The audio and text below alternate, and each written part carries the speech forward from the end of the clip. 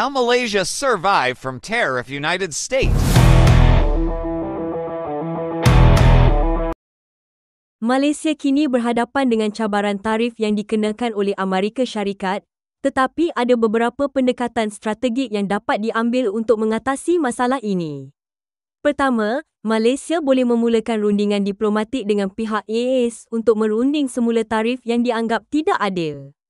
Melalui platform pelbagai halal seperti WTO, Malaysia dapat menyuarakan kebimbangan dan mencabar tarif tersebut secara rasmi.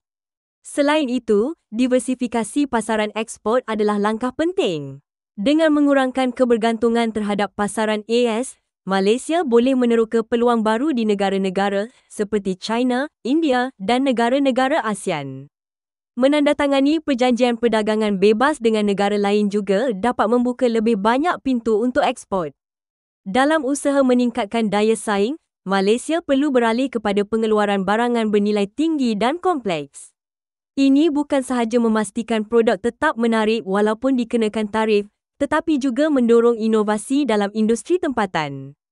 Kerajaan juga harus menyediakan insentif seperti subsidi dan bantuan kewangan untuk membantu syarikat yang terjejas. Kerjasama antara sektor swasta dan awam adalah kunci. Menubuhkan jawatan kuasa bersama akan membolehkan kedua-dua pihak merangka strategi jangka panjang yang berkesan. Dengan langkah-langkah ini, Malaysia berpotensi untuk bukan sahaja menghadapi cabaran tarif, tetapi juga memperkukuh kedudukan dalam pasaran global.